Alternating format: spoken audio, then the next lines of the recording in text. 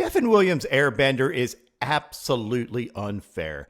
Here's a 97-mile-an-hour fastball paired with his airbender, and poof, it drops off nearly 3 feet from the plane of that fastball.